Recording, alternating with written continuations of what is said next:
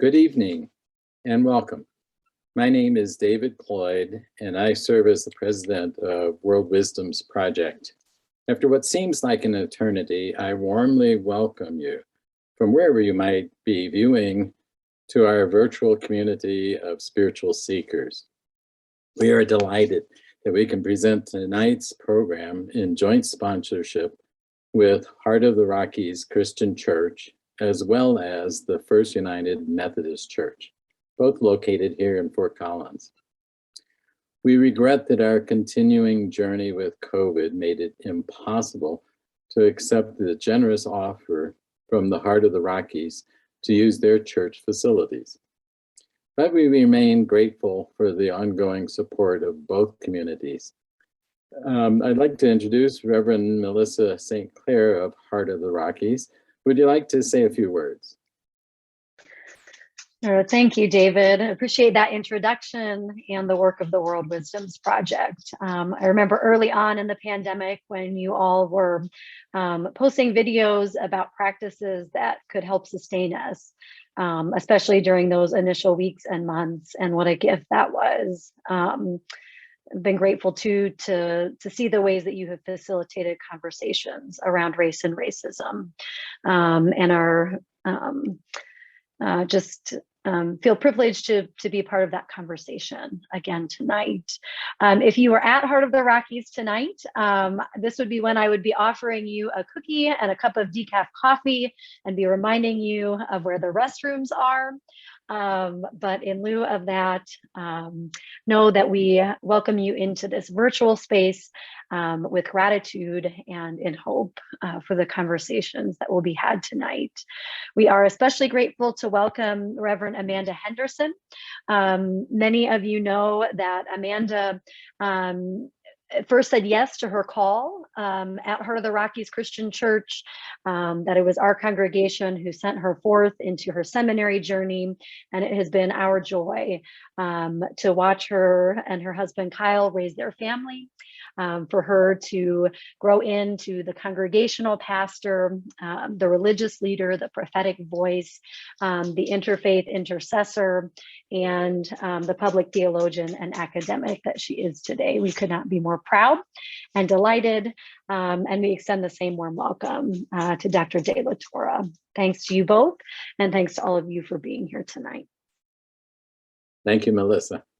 Tonight's topic is a continuation of the four-part town hall series on racism in our community, which the World Wisdom's Project produced in collaboration with the Fort Collins Interfaith Council, presented in the summer of 2020.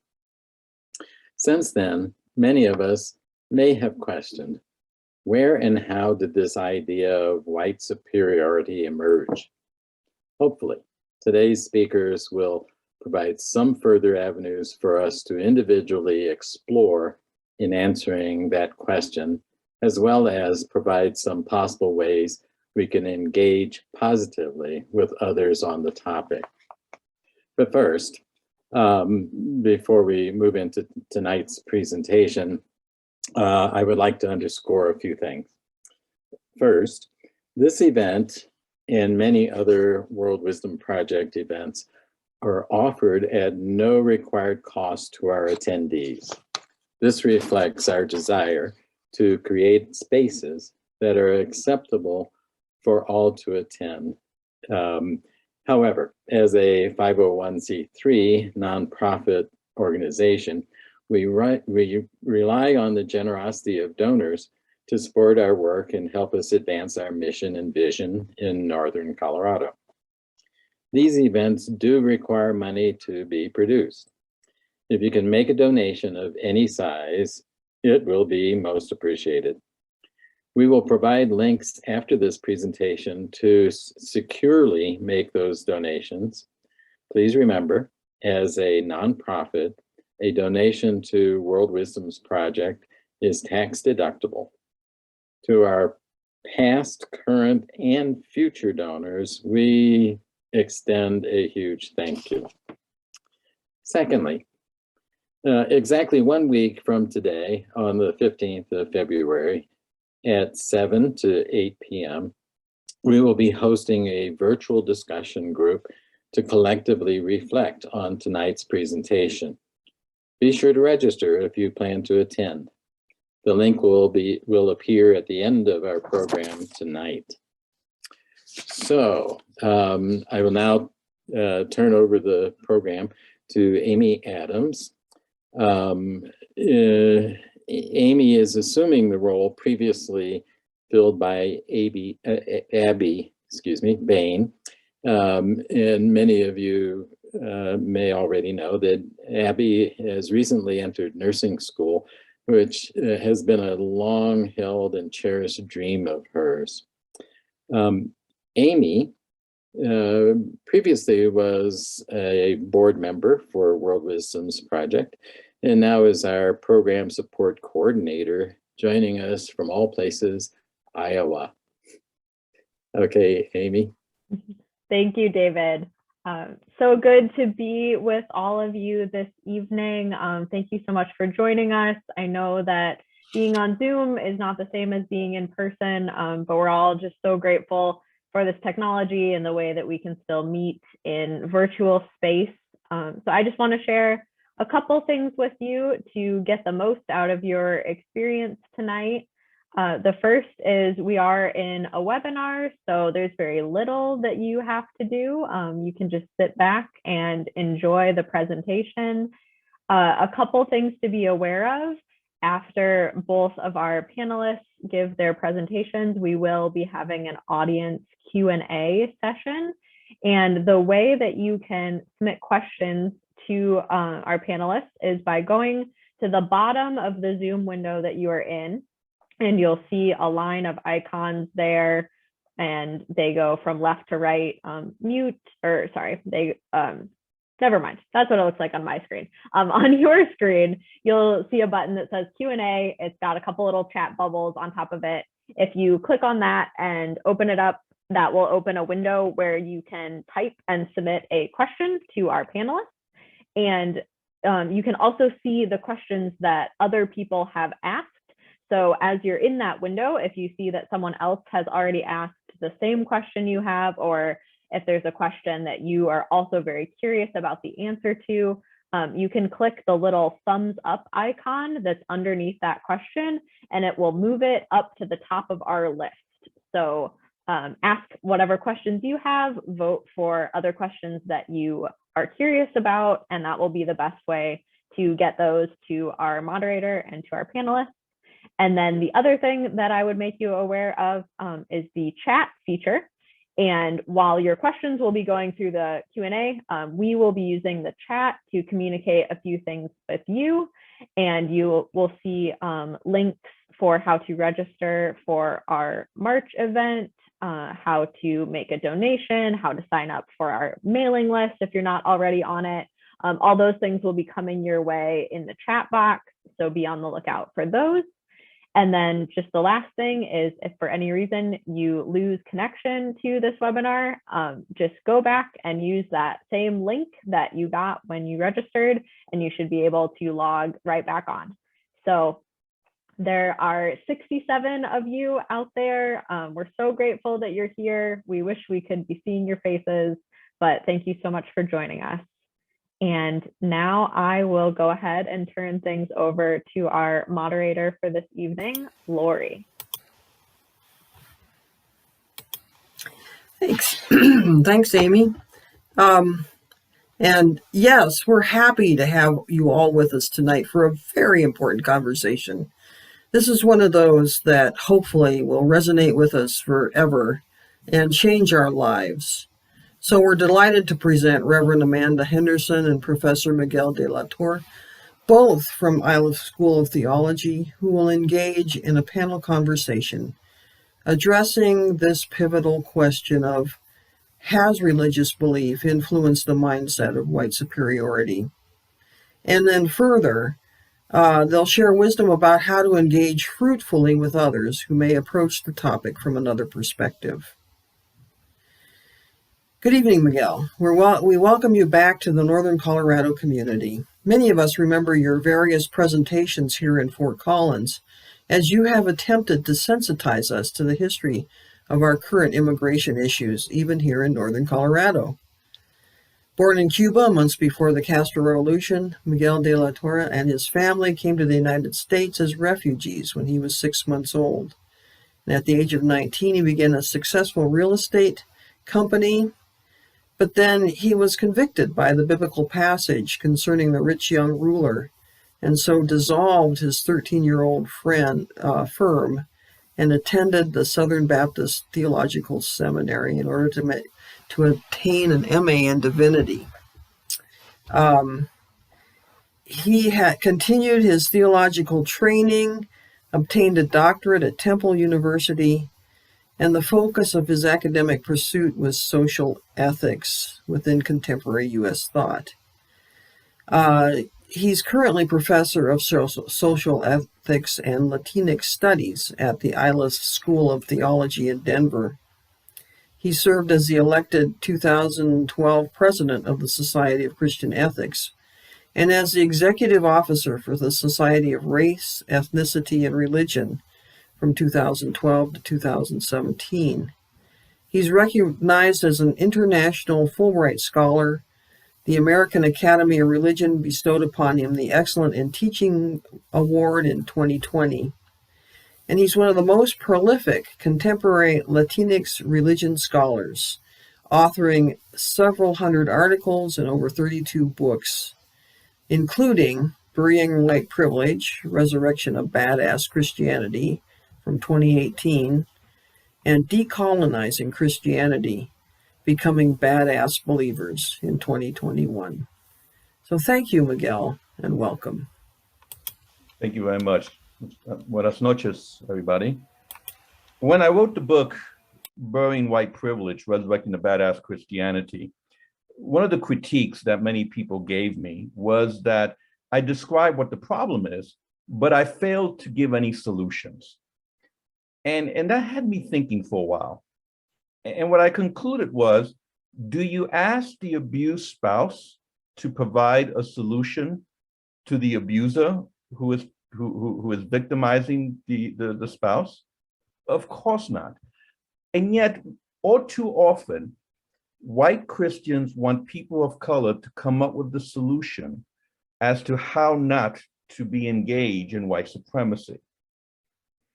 The solution is quite obvious. And in fact, it's in the biblical text in Matthew 25, verses 31 through 46, that clearly state what the solution is. Feed the hungry, give water to the thirsty, clothe the naked, take in the alien, have good health care and prison reform. The problem is that we don't want to know the solution. The problem is that we prefer not to engage in a solution. So instead, what we do is we have all these types of intellectual conversation as to how to fix a problem that we really don't want to fix. That's the reason I wrote the second follow-up book, Decolonizing Christianity, Becoming Badass Believers, that was released in 2021. And in that particular book, what I argue is that I do not want to speak truth to power, because power already knows the answer. They know the solution. The task is, how do we speak truth to the powerless, whose minds have become so colonized that they begin to see reality through the eyes of their oppressors? So I want to begin by laying that groundwork and by arguing that all forms of white Christianity are detrimental to communities of color. When the French during the Revolution cried out liberté, égalité, and fraternité, they never meant that phrase to apply to their colonized people in Vietnam, in Haiti, or in Algiers. You see, liberty, equality, and fraternity was only meant for white French people. This beautiful rhetoric of liberation was never meant for the colonized, for the people of color. As a small boy, when I was in New York City in the second grade, and I was saying the Pledge of Allegiance, when I got to the line, and liberty and justice for all, As a small Latino boy, I already knew that did not apply to me. My life experience already taught me that this beautiful rhetoric excluded me. And in the same way, most of white Christianity also excludes me. I'll give you an example. The vast majority of white evangelicals voted for Trump in this last election. In an election where we had 4 years of unrestrained racism and misogyny. Even after 4 years of that, the white evangelical vote increased for 2020. And not just to go after the 8 out of 10 evangelicals that voted for Trump in 2020, the vast majority of white Catholics, the vast majority of white mainline Protestants, the vast majority of white Mormons all voted for Trump. So whatever Christianity these folks are following is killing people of color, and not figuratively, literally. So whatever that Christianity that they follow is, this white supremacy Christianity, I want nothing to do with. And in fact, for my own salvation, I have to reject it. So what I want to do tonight is try to understand where this white nationalist Christianity came from.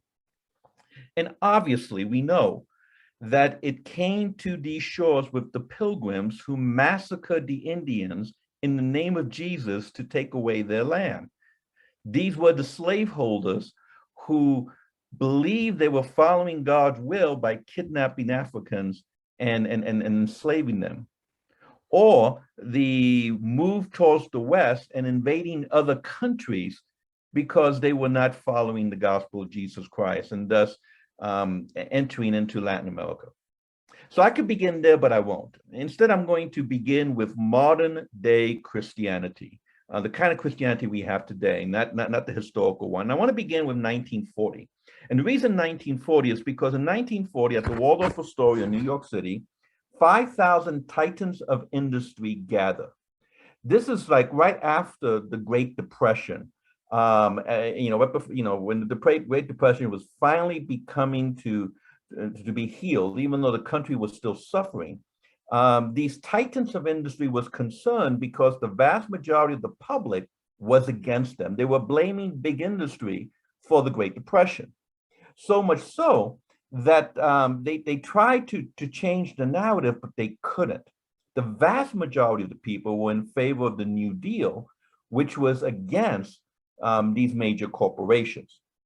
So in 1940, at the National Association of Manufacturers, which met in Waldorf Astoria, the CEOs and the heads of Standard Oil, General Motors, Sears, General Electric, Mutual Life, all the major corporations gathered together.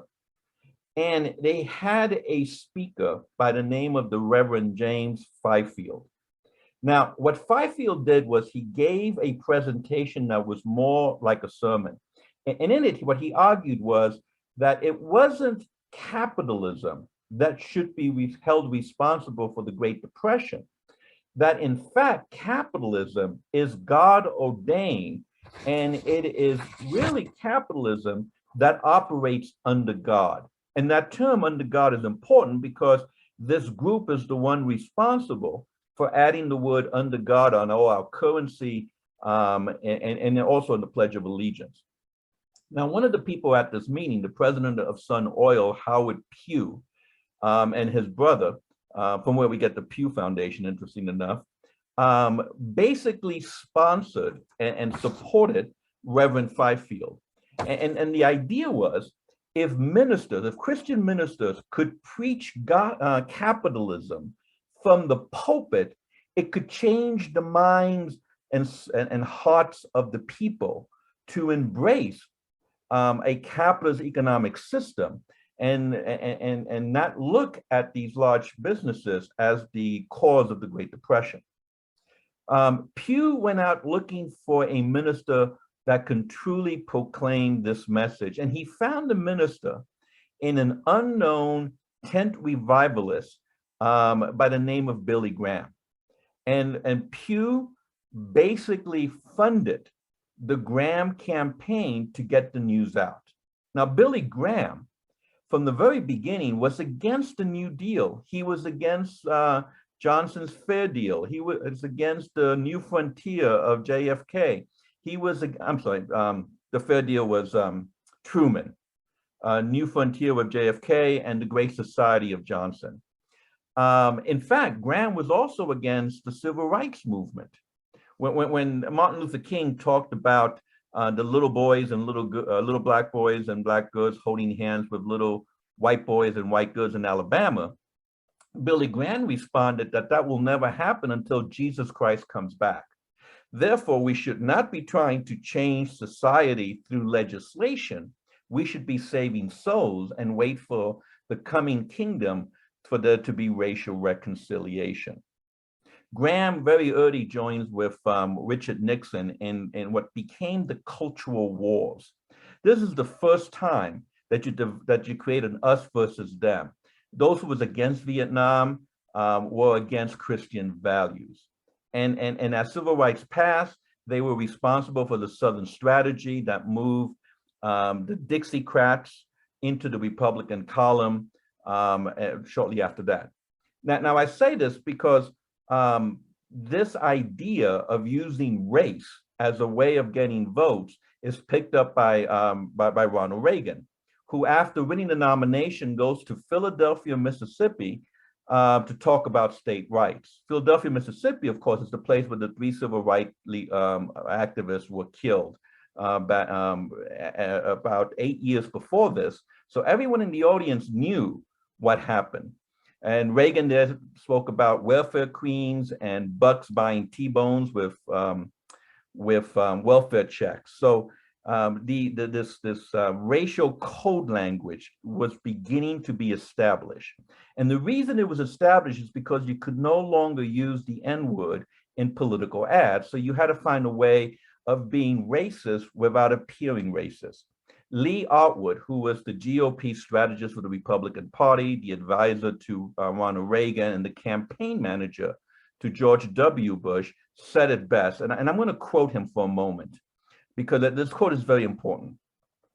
He says, quote, "You start out in 1954 by saying N-word, N-word, N-word. By 1968, you can't say N-word. That hurts you, backfires. So you say stuff like forced busing, state rights, and all that stuff. You're getting so abstract now that you're talking about cutting taxes. And all these things you're talking about are totally economic things. And a byproduct of them is that blacks get hurt worse than whites. And subconsciously, maybe that is part of it. I'm not saying that, but I'm saying that if it is getting that abstract and that coded, that you are doing away with the racial problem one way or the other. You follow me? Because obviously sitting around saying we want to cut this, or it's so much more abstract than even the busing thing, and a hell of a lot more abstract than N-word, N-word. So any way you look at it, race is coming on to the back burner. In other words, it was Atwater who really invented the dog whistle that has been used from Richard Nixon onward. Bush Sr. used this with the Billy Holton campaign, and I don't have time to get into that.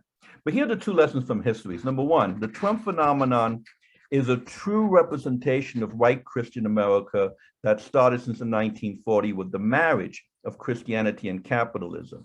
And this white Christianity is detrimental to communities of color because it justifies our oppression, it spiritualizes our oppression, and how white people read the Bible has damned people from the margins. James Cone probably said it best: all white Christianity is satanic. And what he's saying is that any Christianity that ignores slavery cannot be from the gospel. I would update that and saying any Christianity that has nothing to say about children in cages, any Christianity that has nothing to say about neoliberal economic policies that are robbing the global South, any Christianity that has nothing to say about the economic degradation that is going on in the world, or any Christianity that has nothing to say about the assassination of Black people every time cops are around, is satanic. Therefore, we have to, those people of color must reject this form of Christianity. And let me be very clear right now. When I say white Christianity, I am not talking about skin pigmentation. This is important, so I'll say it again. When I say white Christianity, I am not talking about skin pigmentation. I'm also not talking about faith. White Christianity is a white supremacist ideology that many white people have adopted and embraced, but not just white people and not just Christian. You have a Jewish candidate for the Senate in Ohio who, after former General Flynn said that we need one religion in this country and it needs to be Christianity, this Jewish candidate says that Flynn was right. So this Jewish candidate is really a Jewish white Christian. Christian in this term has nothing to do with faith. When you have someone like Scott, the senator from South Carolina, coming on national television and saying that there is no racism in America, he may be Black, but he is a white Christian nationalist. So this term has more an ideology than a statement of faith or skin pigmentation. Our salvation, not just for people of color, but also for white people, depends on rejecting this ideology that has become white Christianity. So then the question is, how do we get saved? This is the message of Jesus Christ. And you have to forgive me, as a good old Southern Baptist, I always do an altar call at the end of every sermon. So the question before us is, how do we gain our salvation? We gain our salvation by rejecting that which brings death. And I'm speaking now as a Christian. Obviously, I'm not imposing this on other faith traditions. In the Christian text, there's this verse, John 10:10, that said, I have come to give life and give life abundantly. In other words, the purpose of Jesus is the giving of life and life abundantly. So anything that gives death, anything that brings death to people, misogynism, racism, ethnic discrimination, homophobia, all this brings death. Therefore, it is not of God. It is not of Christ. It does not bring life abundantly. It must be rejected, even when these forms of hatred appear under the banner of Christianity. How do we then, as Christians, I'm speaking as Christians, how do then we as Christians get saved? By following the Jesus of the oppressed. That is, we must bow our knees to the Black Jesus, to the queer Jesus, to the Latino Jesus, to the Asian Jesus, to the Jesus of the poor. Only this deity, this understanding of Christ, can bring us salvation. But as long as we continue to worship a white God and a white Jesus, ontologically white, representing white supremacy, we're damned, we're not saved. Now, if you're not a Christian, how do you get saved? Well, obviously not by following Jesus, but by following the understanding of deity within your own tradition. In other words, as a liberationist, I'm always looking at how the most oppressed in the world understand divinity. And whatever way that they understand it, that is the road to salvation. Not the way of whoever the oppressor is, regardless of what faith tradition they are a part of. So, to wrap up real fast,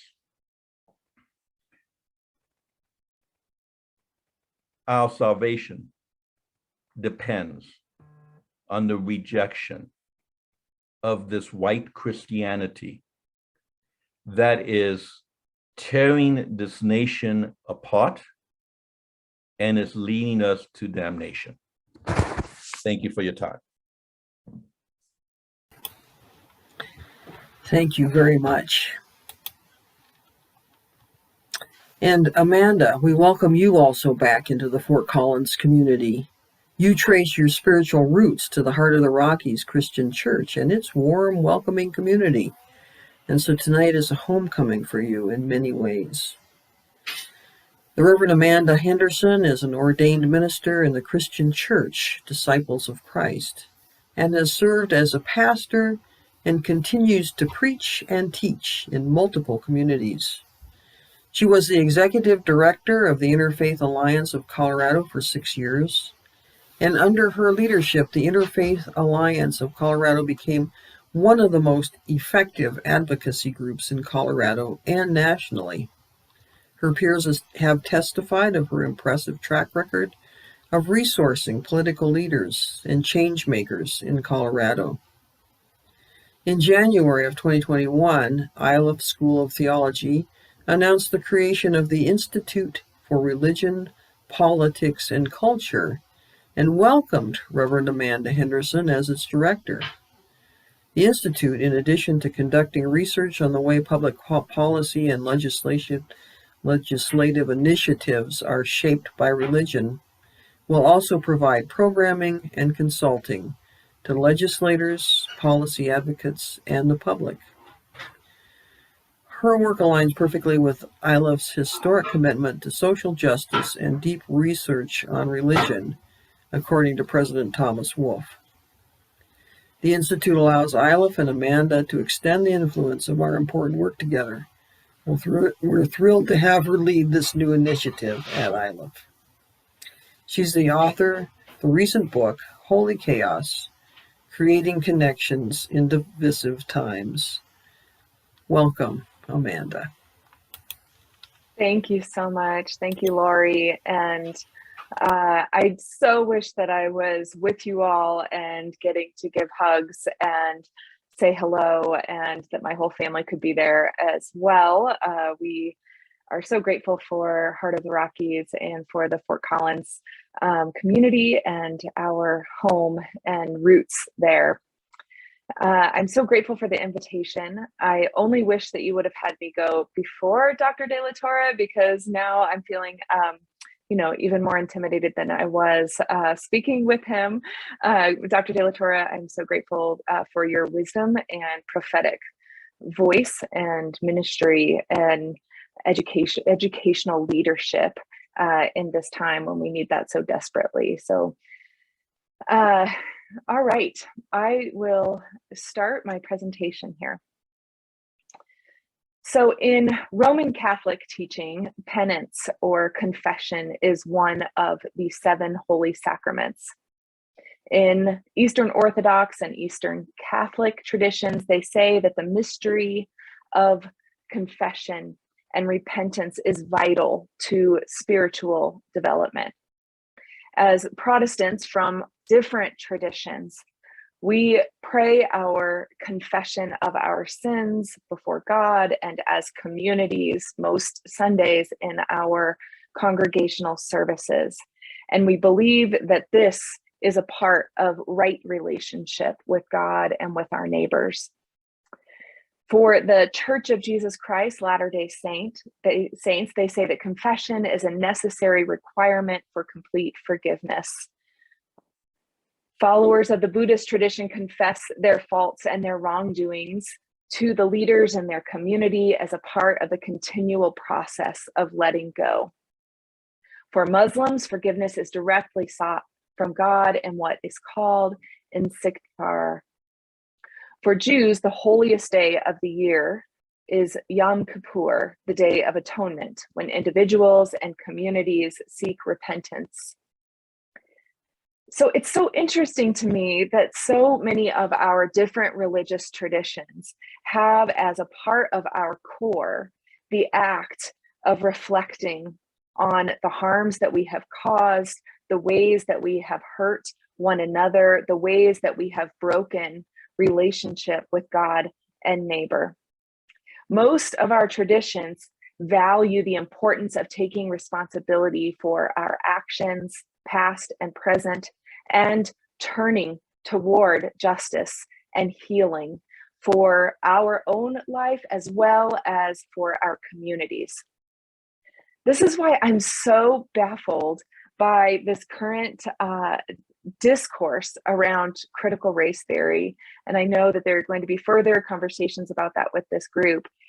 It's so interesting to me how resistant we are as white Americans to look at our past, to explore our stories, to take an honest look at the harm that we have caused and what we have been a part of and the ways that we have benefited from systemic racism and decades, centuries of oppression and slavery and white supremacy.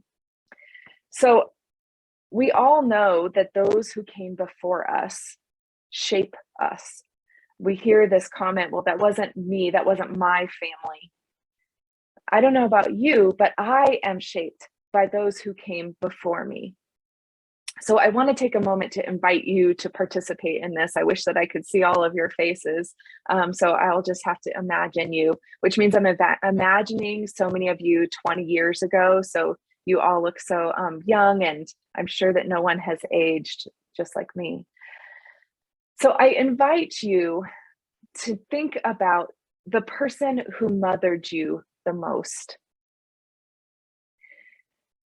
Imagine them, say their name.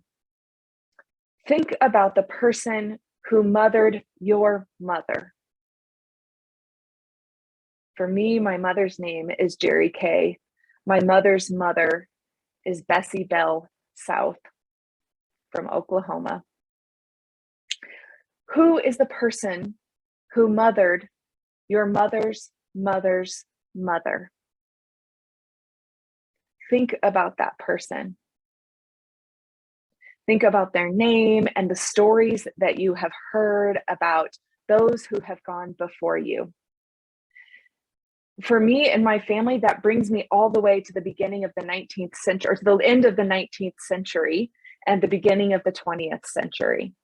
So more than 100 years ago, I know the names of my ancestors 150 years back or more. And since I was a child, I've heard the stories. I've heard the stories of the generations who came before. I know about my grandfather's alcoholism and the ways that he lived the ways of his father, which were abusive and hurtful to those he loved. I know the stories of my great-grandfather and the ways that he left his family at 19 from Texas after a break with the family, and he was never the same.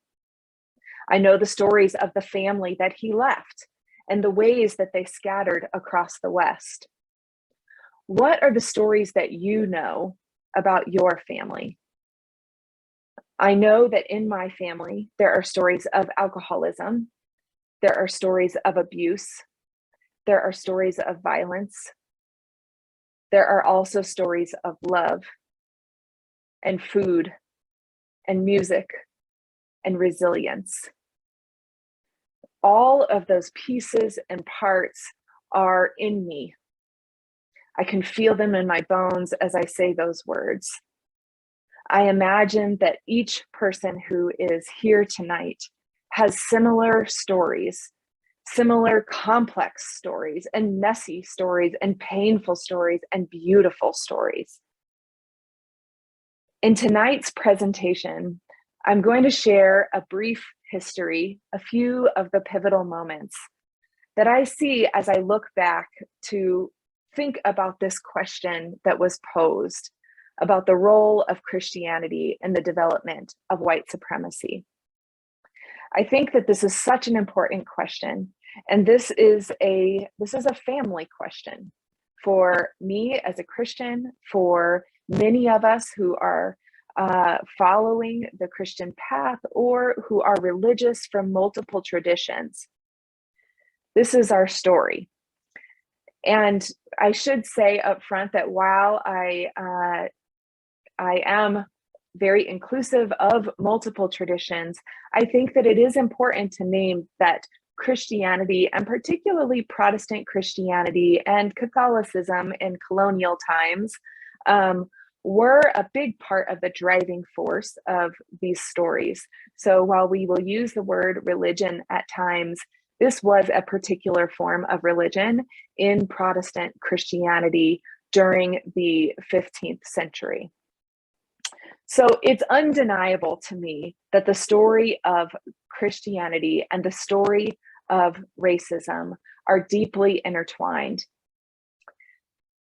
The power structures that are enmeshed in our founding of what would become the United States are rooted in Christianity and racism. This hierarchical ordering of humanity into those who are deemed more or less human makes Christianity and white supremacy or racism twins from birth. Christianity as we know it in the United States and in the modern world. The story of religion in what would become the United States begins with the doctrine of discovery in 1493. I'm sure that most of you have heard of this doctrine of discovery by this time, as we have had this increase in consciousness and awareness about our history of racism in the past decade. I know for my part, I never learned about the doctrine of discovery as a kid in school. But the doctrine of discovery is a papal bull from 1493 that stated, and I'm going to read this, that any land not inhabited by Christians was available to be discovered, claimed, and exploited by Christian rulers who declared that the Catholic faith and the Christian religion were to be exalted and be everywhere increased and spread, that the health of souls be cared for, and that the barbarous nations be overthrown and brought to the faith itself. Now, this document was not simply pomp and circumstance. It wasn't one of those, mission statements that the church writes and puts on a shelf. This was not simply a blessing for travelers who were exploring new shores. This text provided a foundation for centuries of genocide, enslavement, land theft, rape, and violence in the name of Christianity. This doctrine of discovery was used and continues to be used in international law. In 1823, it was first articulated as a legal formulation in the US Supreme Court case Johnson versus McIntosh in 1823. This case fundamentally defined international property law that remains to this day, continues to be used by multinational corporations and nation states in their extraction of resources in indigenous territories around the world. This underlying ordering of people as more or less human continues to this day. As Dr. De La Torre said, as we sanction immigrant children being placed in detention centers and cages, as we walk by people sleeping on the street and don't want to look, as we pay no attention to indigenous women who have gone missing with no one looking for them. From our founding in the United States, religion and Christianity in particular have had a part in shaping our democratic structures. So it's important to me to draw this line between the doctrine of discovery, which shaped the way we see people as more or less human, and the ways that that became instituted in both our actions as well as the legal structures that were built at our founding as the United States of America.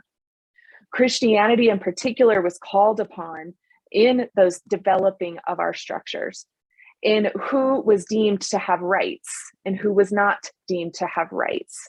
As we all know, women didn't exist in these structures, and Black enslaved people were considered 3/5 of a person.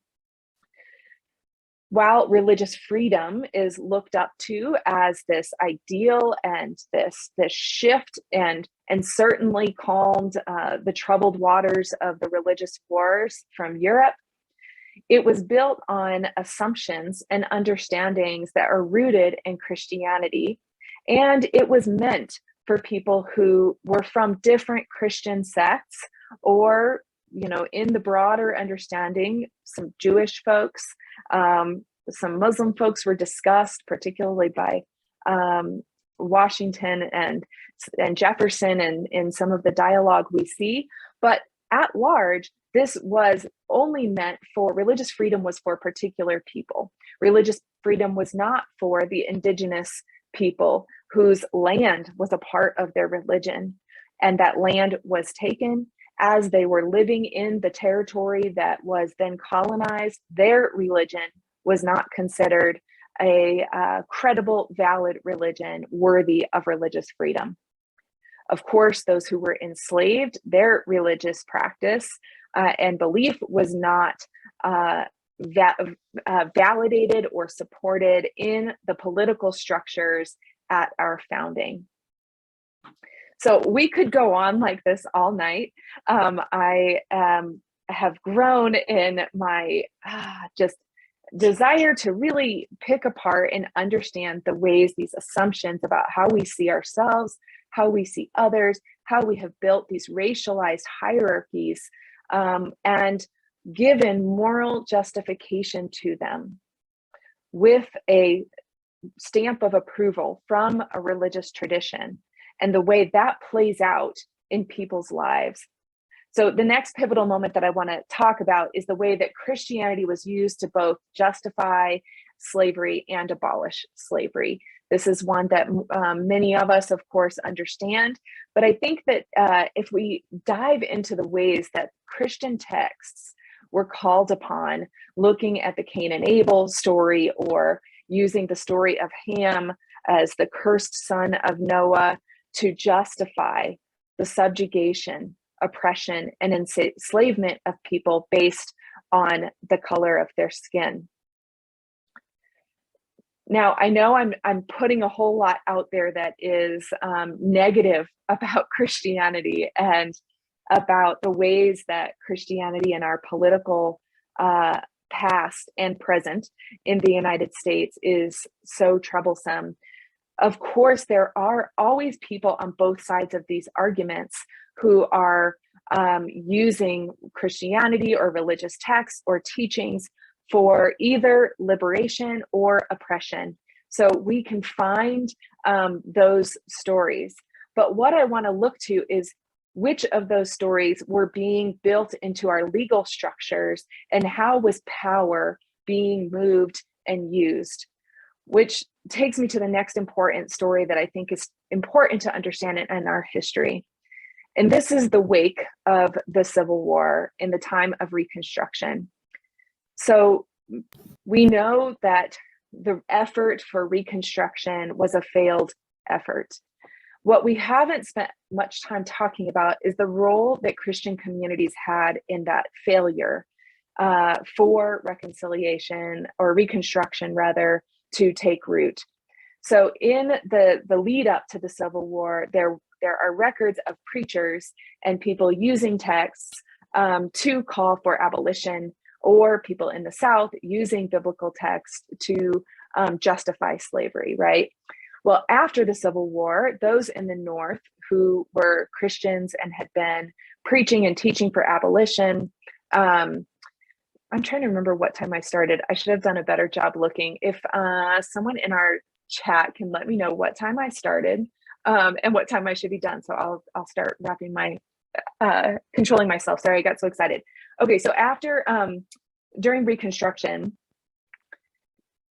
the Northern Christians went to the South to educate those who were formerly enslaved, to help those who had experienced life in enslavement as they were moving out of slavery. The objections they met by Christians, thank you, by Christians from their own traditions who had split during that time was fierce. And rather than pushing through, and there were people who did, for the most part, Christian communities after the end of the Civil War, North and South, chose to prioritize forgiveness of their white brethren from often the same denomination, their white Southern brethren, and to preach a story of healing and forgiveness of the white slave owner over and above working for Reconstruction and to support those who had been formerly enslaved and those who had been enslaved. So we can look at key preachers and teachers during this time and the broad reach that they had, not only in their communities, but in the political spaces, that in the legislative spaces, that wound up giving up on the efforts of Reconstruction through leaning on forgiveness and healing and a strengthening of white solidarity over the Black formerly enslaved people. You can look at preachers such as Dwight Moody of Moody Bible College, that is still a prominent evangelical school in Chicago, or Henry Ward Beecher, who changed their tune from calling for an abolition of slavery to calling for forgiveness of the white Southerner. We can trace this history.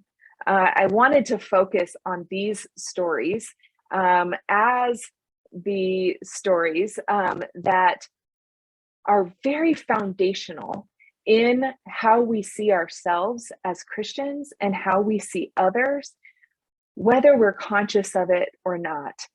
We can see these stories through the early 1900s as the rise of imperialism and as the United States ventured into the Philippines, Latin America, Hawaii, often side by side with political leaders, military leaders, and missionaries who went in together in an effort to both take the land and or use it strategically for military efforts, as well as to civilize and Christianize the people of that land, the indigenous people in those territories. Religion was again and again called upon to name some people as more human and other people as less human. This can't be overstated. This is, sorry, great. I'm watching the text to see when I should be done. So this way has shaped our political structures. This continued through World War I and World War II, through the Jim Crow South, through the Civil Rights Movement, and the rise of the religious right. In each of these times, again, I want to be clear that there were people doing incredible work for the community in the names of Christianity, building hospitals, education systems, charitable endeavors. And at the same time, there were people institutionalizing racism, racial ordering and hierarchies, and an allocation of resources based on race and morally justified using their Christian beliefs, teachings, sermons that they were hearing. Even as Christianity has a power and a presence around the world, and there are people who of color in oppressed communities who use Christianity to call for their own liberation, who have a deep spirituality and a connection, and also use these tools to call out those who are oppressing them and using Christianity in turn. So that is a piece of the story.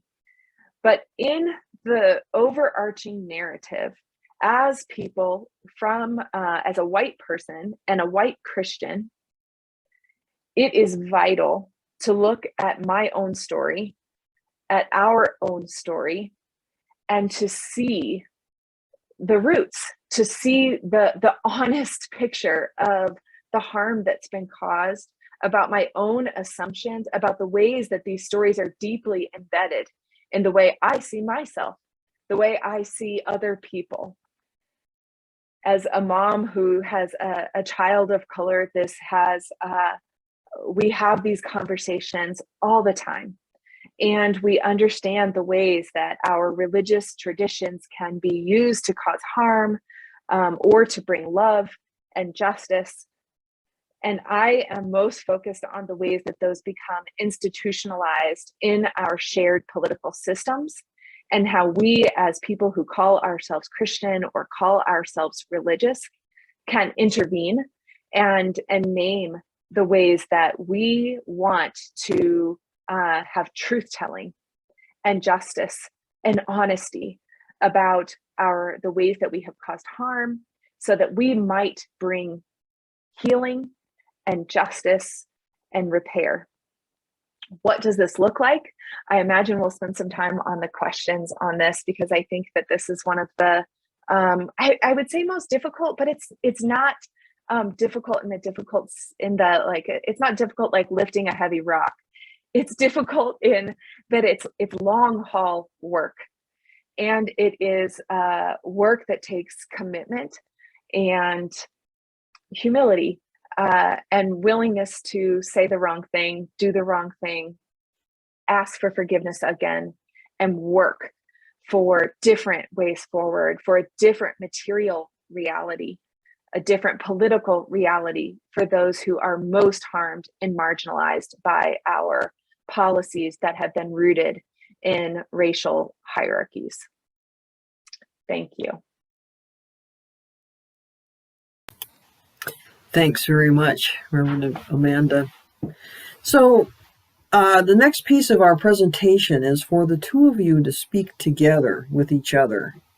And I'm hoping that you will together continue to address this question of that relationship between power and Christian rhetoric, and how that whole thing kind of got interlaced so that people of privilege formed their own communities, and like you were saying, created that forgiveness of themselves, as opposed to reaching out into this broader arena to, as you said, Professor Miguel, to find the Christ of the oppressed, to find that other image. So talk a little bit together about how that happens, and what is the best way that we can move against it as communities and as individuals, but probably especially as communities, because what I'm hearing you say is that this is an issue that's community broad at the very least. Yeah. I guess, I'll just say really quickly that I think it's both and in terms of individual and community. So without a doubt, we each have individual work to do, and this is a lifelong process of shifting our patterns and how we see, how we act. So I think that that's one piece. And I think that, the question of that as white folks, we've heard this again and again. It's the moderate white minister that Martin Luther King Jr. spoke about, right, from Birmingham jail, that too often we choose peace in our own community over and above justice. And so, I can speak from my own experience and my family. It's a difficult, in my family, we have very different religious and political views, very different understandings of racism and white supremacy. So it's doing that individual work, doing the work in my own family and community to have honest, truth-telling conversations, and standing in deep solidarity with communities of color and my friends on the ground, who, as Dr. De La Torre said, so often the people of color are asked to repair racism, and we know that it's white folks' problem to repair racism. So how do I be in deep friendship and relationship with people who are experiencing marginalization and racism And, so it's multiple levels. Back in 1985, Robert Bellah, a sociologist, wrote a book called The Habits of the Heart, which was a bestseller. And what he did was that he did an ethnographical study of the religious habits of people in this country. And one of the things that he discovered about Americans is that they had this extreme hyper individualism. So much so that, I have a personal savior. I mean, you can't get any more individual than that. That faith was just me and God, who is my co-pilot, not even the pilot. So this is very much not only the habit of the heart of Americans, but this is very much a characteristic of this particular society. Most communities of color, African American, Asian American, Latinx people, we're more community minded. In other words, it's never just me, it's us. And our whole religious practices are based on communal, which in this culture is a dirty word because it sounds so much like communism. So I think one of the major problems that this culture has with Christianity is that it is so individualistic. And because it's individualistic and it's not connected or rooted in community, you begin to develop these problems that we're seeing in where we're just being torn apart because there's nothing holding us together, not even a so-called common faith.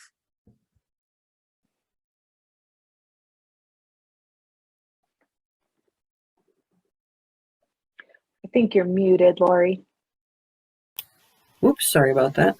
I was just asking if that makes sense to you as a kind of a critique of where we are right now. Not only individualistic, but narcissistic in that sense of, like you say, God is co-pilot. And so here we are in this society that's pretty self-centered.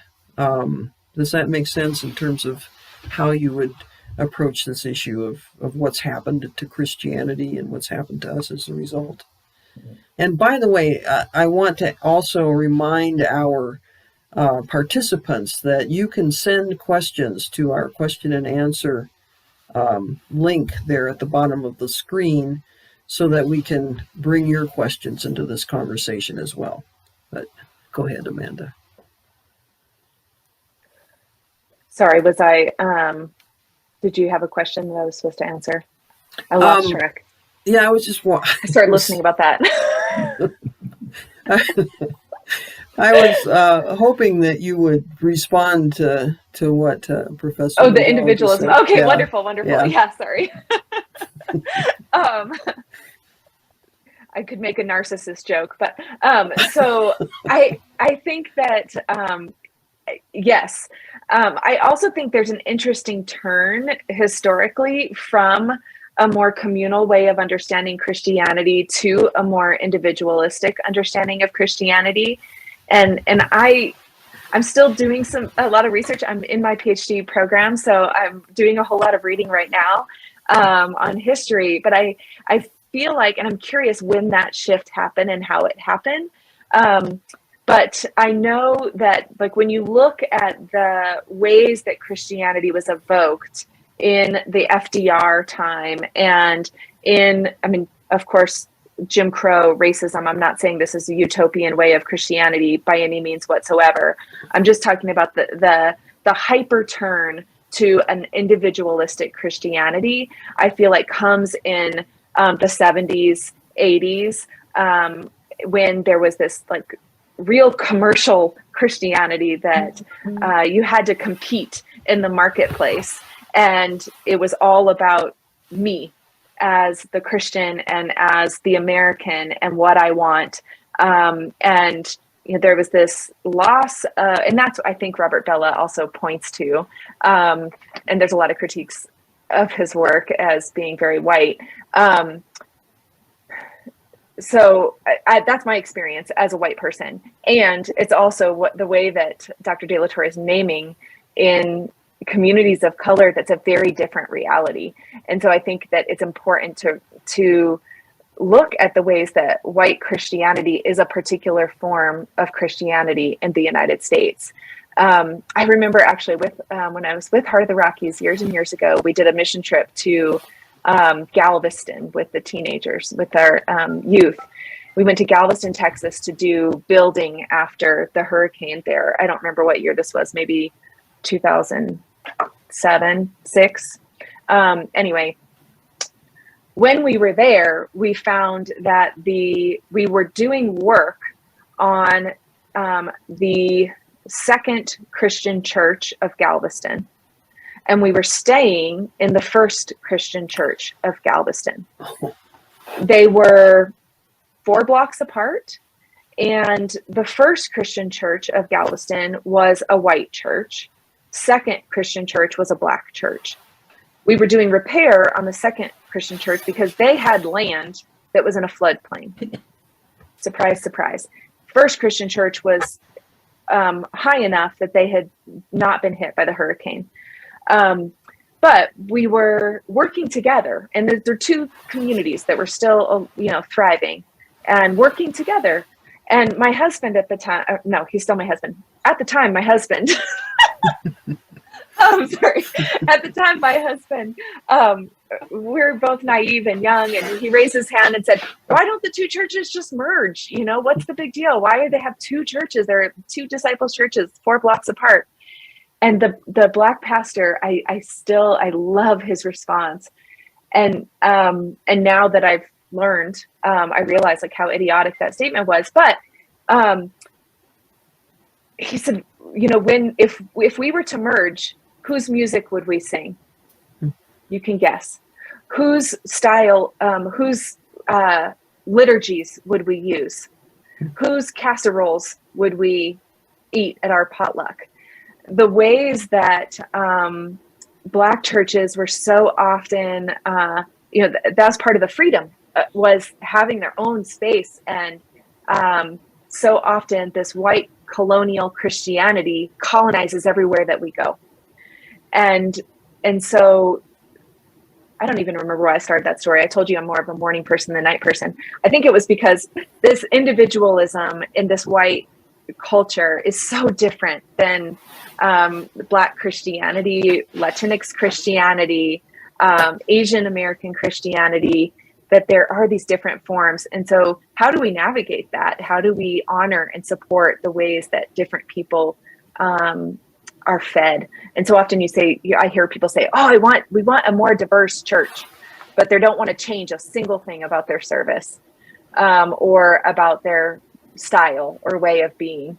And it takes a real different posture to actually build authentic, genuine relationships in those spaces. Mm-hmm. Mm-hmm. A couple of questions from the participants. One, does rooting out systemic racism ultimately require the dismantling of some of our national foundations, as well as personal or individual transformations of the heart?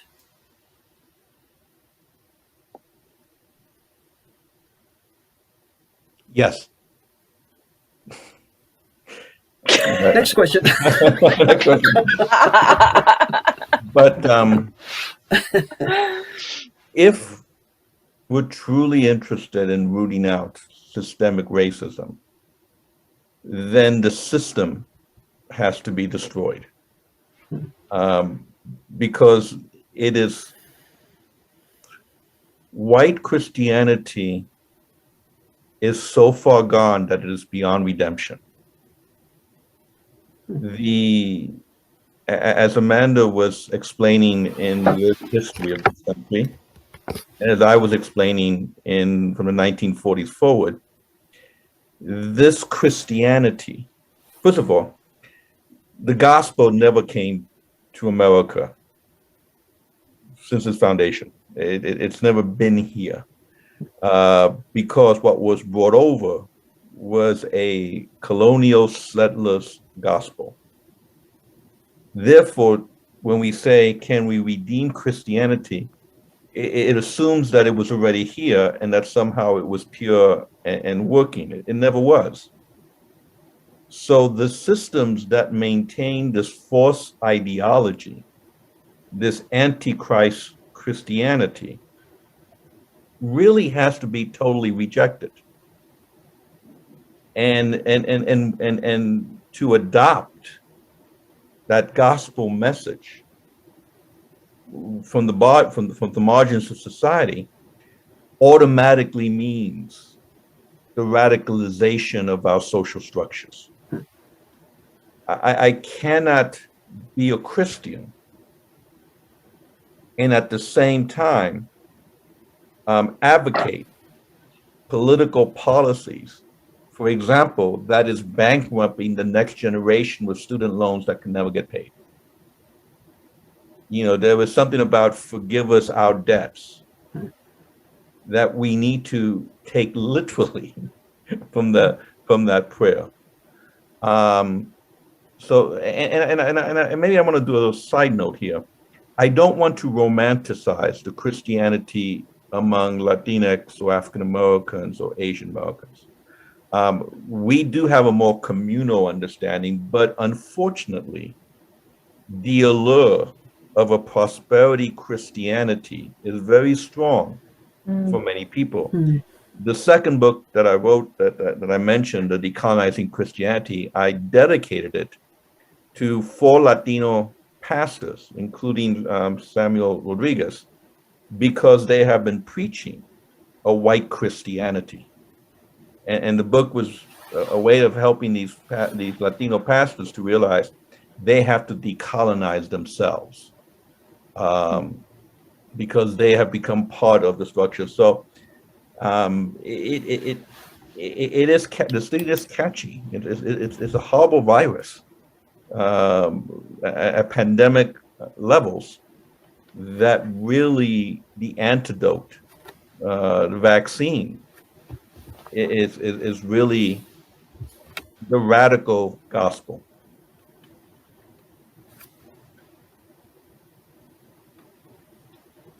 Another question. Thanks so much for this webinar. Can the presenters suggest ways that a local congregation can reclaim Jesus' message of good news for the oppressed in occupied Palestine from its having been made into a message of power for the privileged in the West?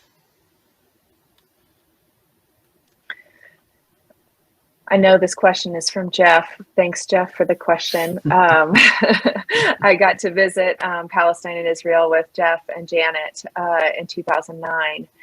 And so the question again is, can it be? I'm sorry, I need to read that again.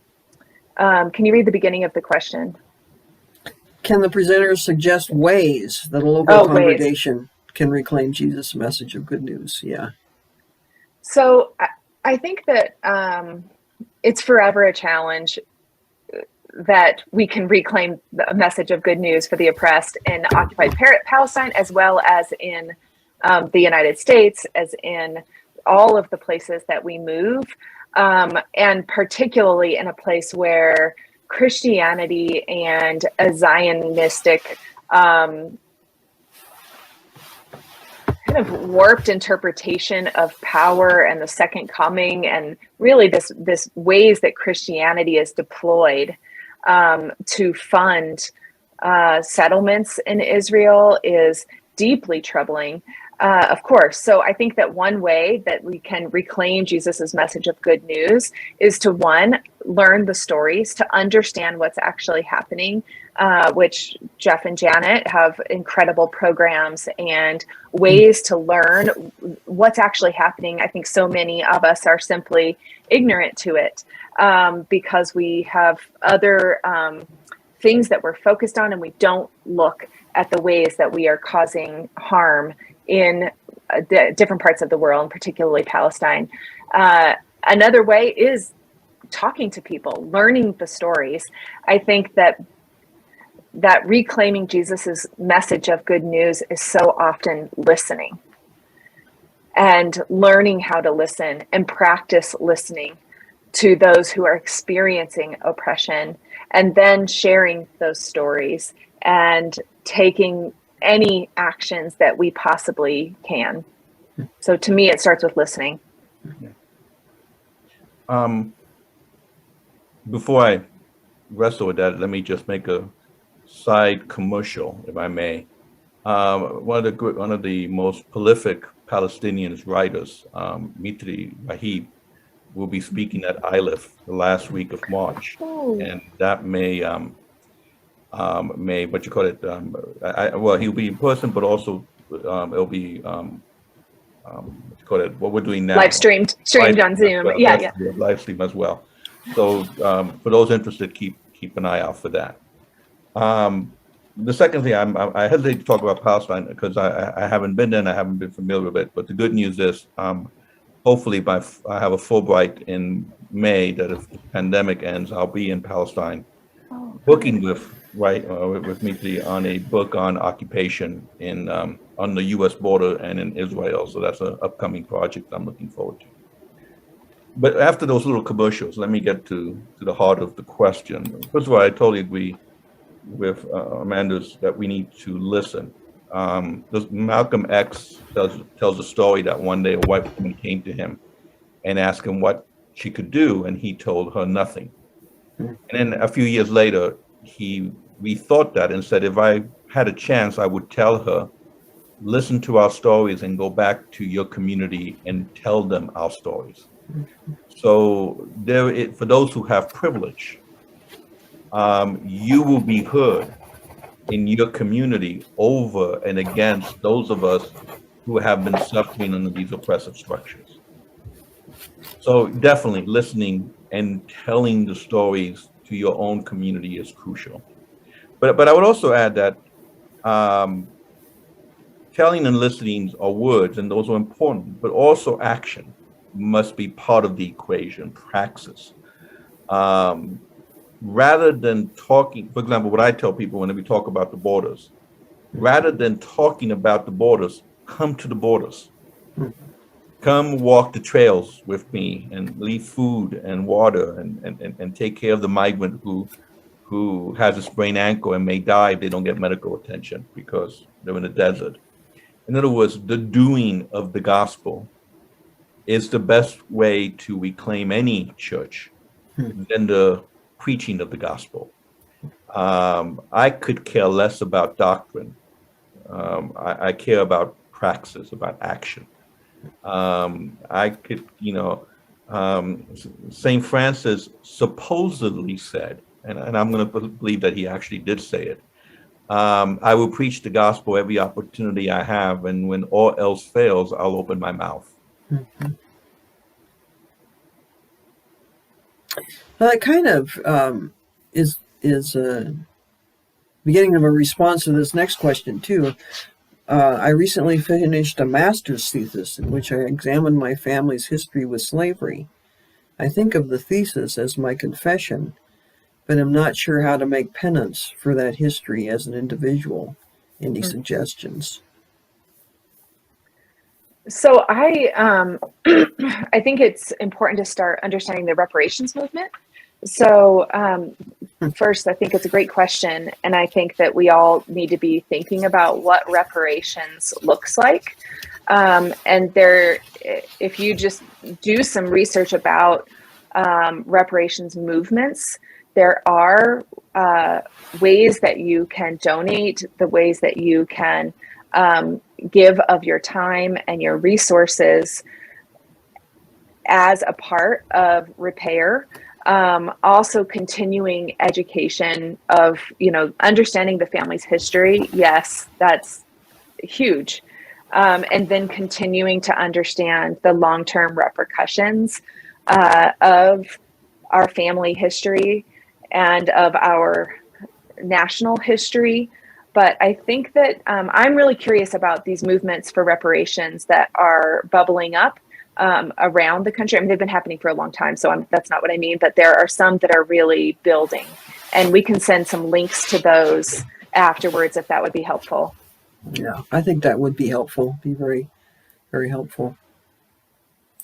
Definitely, the history is extremely important, especially when our ancestors were complicit with structures that created tremendous economic oppression, which may explain some of the riches we may have today. And I don't want to lose sight of that. But I do want to move the conversation maybe a little further. There's a biblical text in the Hebrew Bible that says, if the father eats grapes, will the children's teeth go on edge?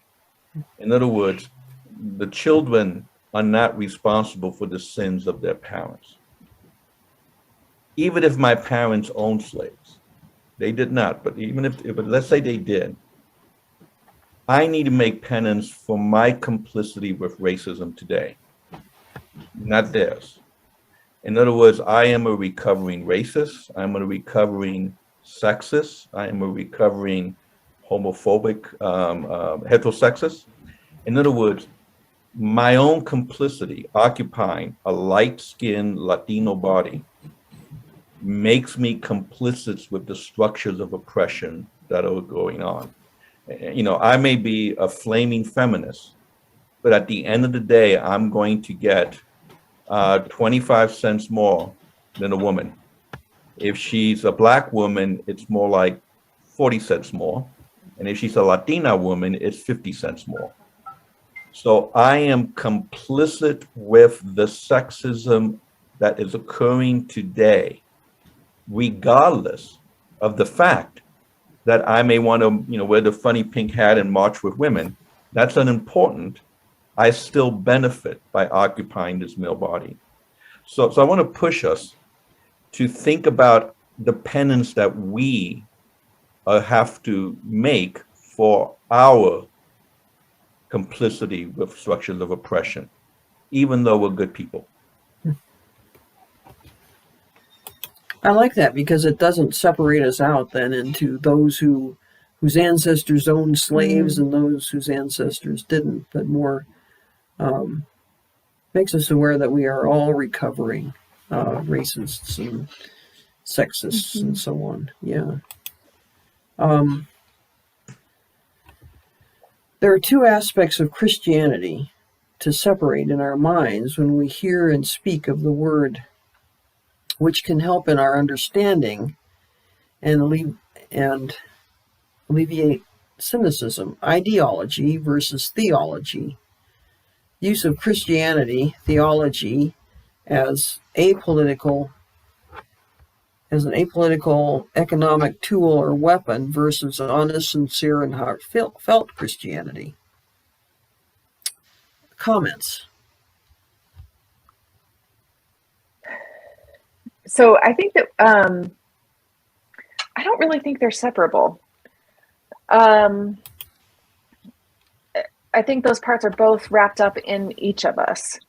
I don't think that you can silo the good Christianity from the bad Christianity and I think that our current understanding of Christianity is so far from as Dr. De La Torre said, from, you know, the Christianity at its roots, from Christianity at its roots, that none of us can live that today. I love, I'm pulling out more of my comps, Dr. De La Torre. Rousseau, I'm doing my comprehensive exams right now. Rousseau said in the 17th century that it was impossible for Christians to be a part of a state that was not a Christian, or a Christian state is impossible, because you have to, true Christianity is so radical that you couldn't navigate the questions that a state has to navigate and be genuinely, authentically true to the good news of Christ and to the teachings of Christianity. So, I hesitate to separate them. I think that we need to own up to all of it, and own up to the ways that it's in all of us. Otherwise, it's too easy to say, "Oh, I'm a good Christian." Mm-hmm. Okay, yeah, makes sense.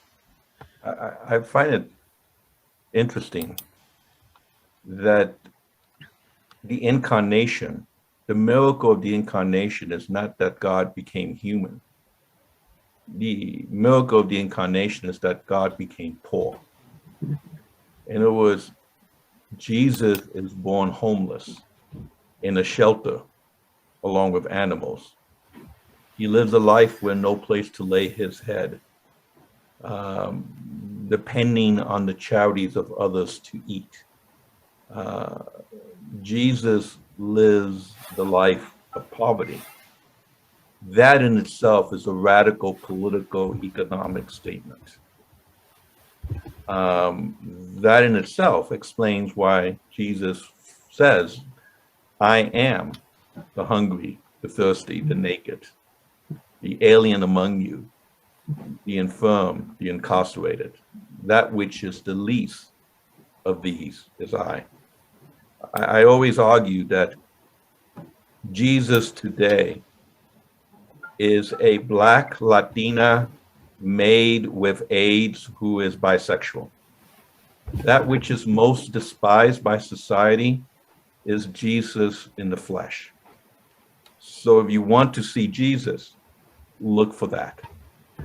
I would argue that because the political and the economic and the spiritual cannot be separated, what ends up happening with the construction of Christianity, beginning with Augustine, his book, The City of God and the City of Man, is this attempt to create a Christianity for heaven, where we follow the gospel, and then a type of Christianity for man and the city of man, where we realize that to live in the political arena, we have to do bad things. We have to invade other countries. We have to kill people. And this is picked up by Martin Luther with the two kingdoms. This is picked up by pretty much every theologian ever since, creating a heavenly kingdom and an earthly kingdom, where the rules up here are not the same rules down here, because we have to function. Niebuhr being the latest one in his Christian realism, talking about what we practice in ethics here, can't really be the gospel, because we're not living in heaven yet. So I want to be careful. If I'm going to say that I am going to be a Christian, that means I have to then attempt to live that life and not make an excuse so that I could get away with living in the earth, solely in the earthly realm.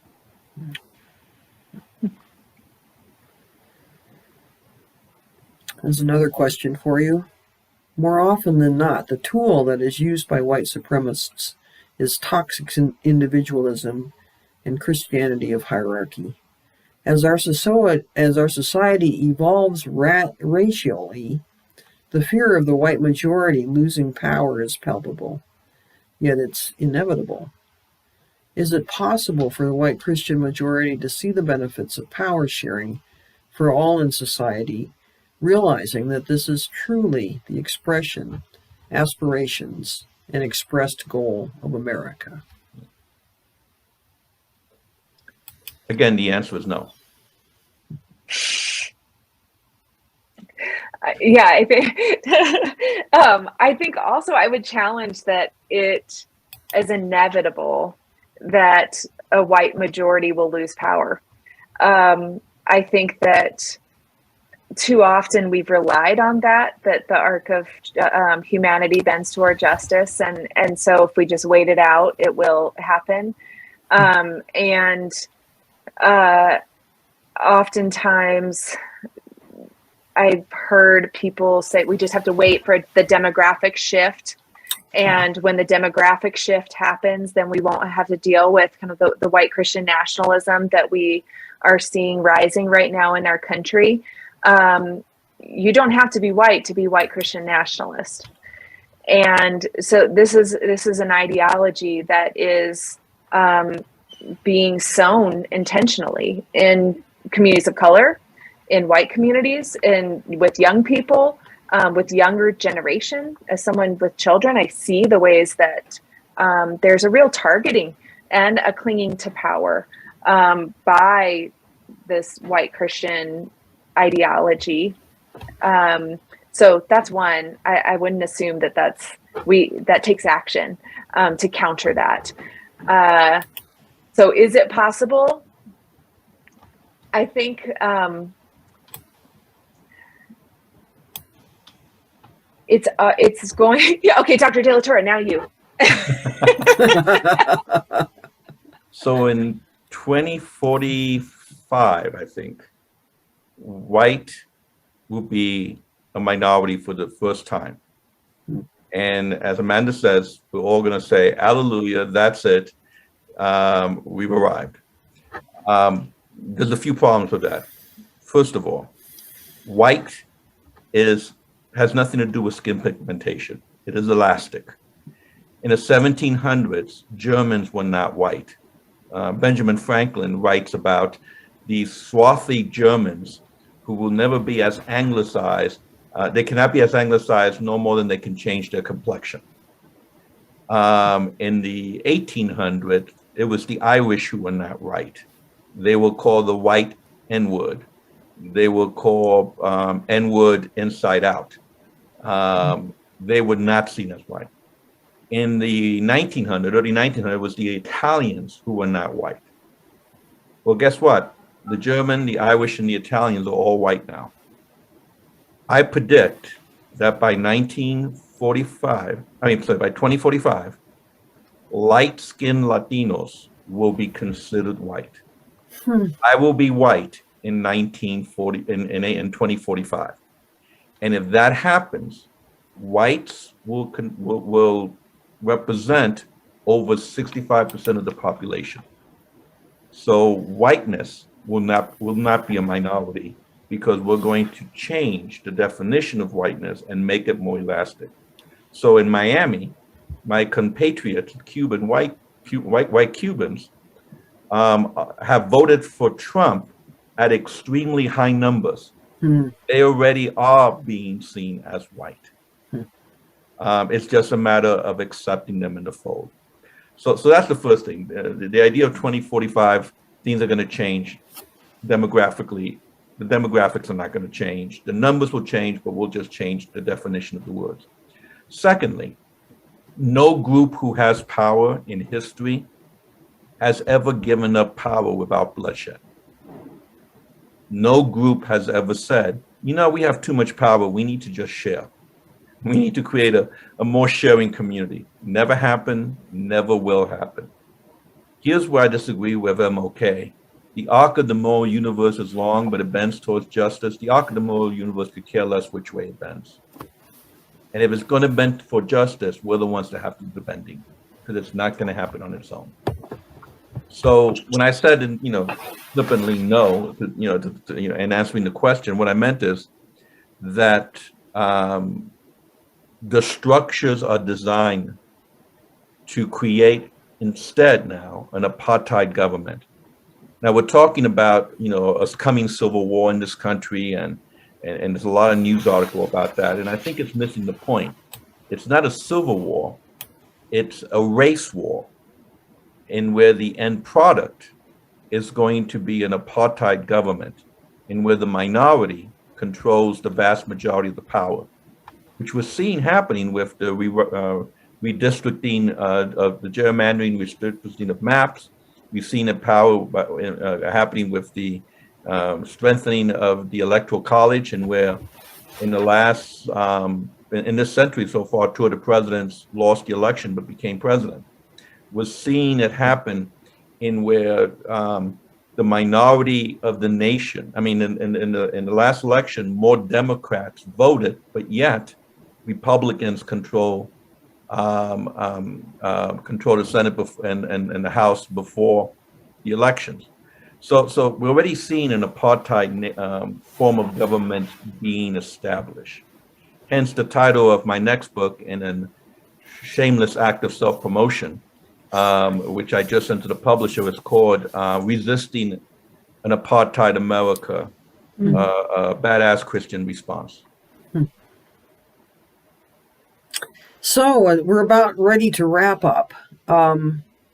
What kind of final word would you each have? I'm hearing it's important to listen. I'm hearing it's really important to find the Jesus of the oppressed. What kind of final word would you have for us on what we can do to move in the direction of righting the wrongs of this white superiority that we have come into as Christians? I'm also hearing you say Christianity never was in this country, and yeah. So what's your final comment on that as we wrap up here? All right, I'll go first, then you get the last word, Dr. De La Torre. So a couple things. One is, do not be afraid. It's interesting that we are afraid of knowing our history. And so just an invitation to ask, what are we afraid of? And to interrogate that a bit. What is the sphere of really looking at our history? And the second piece is, who do we want to be? So really spending time thinking about who we want to be as individuals, as communities, as a country. And I think if we spent more time really asking that question with each other, we might find paths forward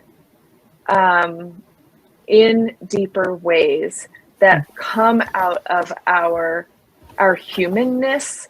And I'm, even above, I assume that we have people part of this group from multiple religious traditions. So even beyond our religious traditions, who do we want to be as humanity in relationship with one another, with our environment, with our community? So yeah, it's spending an invitation to do two things: do not fear, and who do we want to be?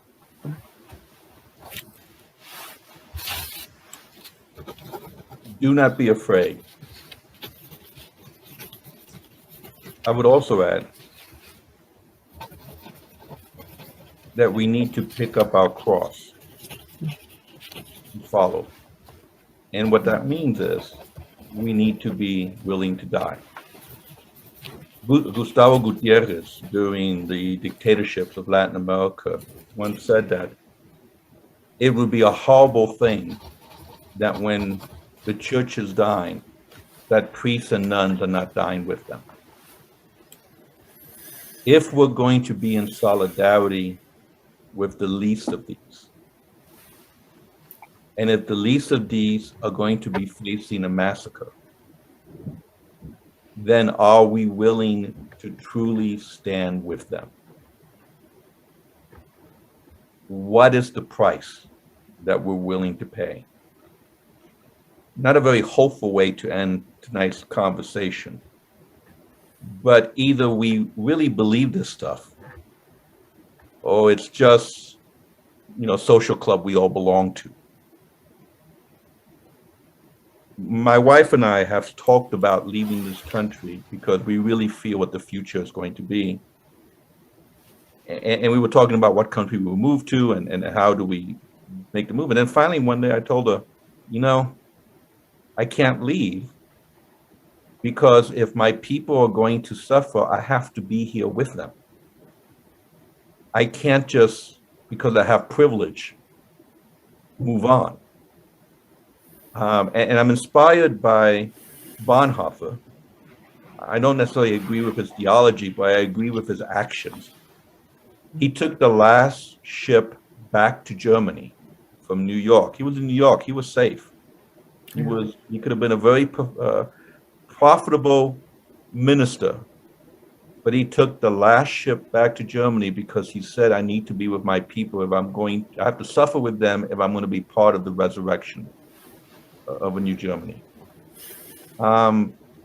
I truly believe with all my heart that this country is heading towards bloodshed. I think January 6th was just an amateur rehearsal of what's going to happen in the future. Are we willing to truly stand in solidarity? Are we really willing to live the thing we call faith? I'm also reminded of the phrase, it's always easy to be brave from a safe distance. So it's very easy for me to say these things because my life is not in danger right now.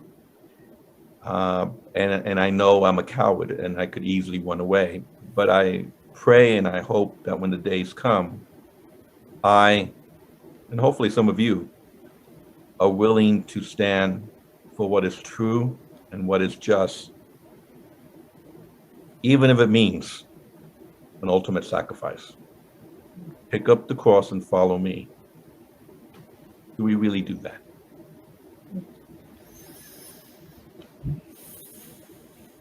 Yeah.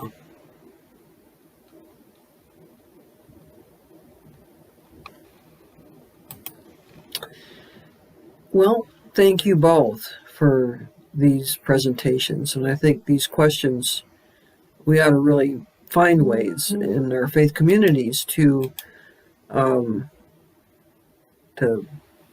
go further with them, to see what, as you say, action as opposed to thinking about it and theologizing about it and so on. Yeah. Thank you so very much. And David, I'm Thank you. handing it back to you. Thank you very much to our guest speakers and such a thought-provoking program that has been presented. After the last comments, I really had to take a deep breath. It's sobering, but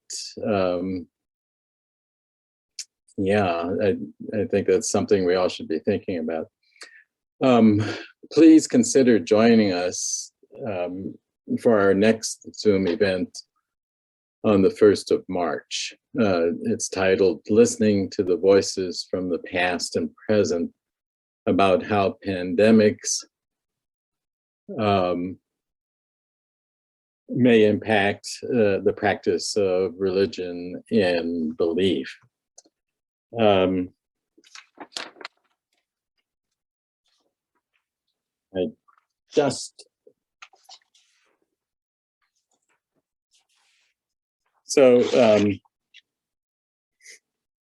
Stay tuned to our weekly MailChimp for more information on this COVID-related topic.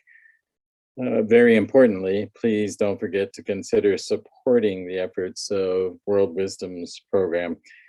As I said earlier, we are totally dependent on your generosity for our long-term survival.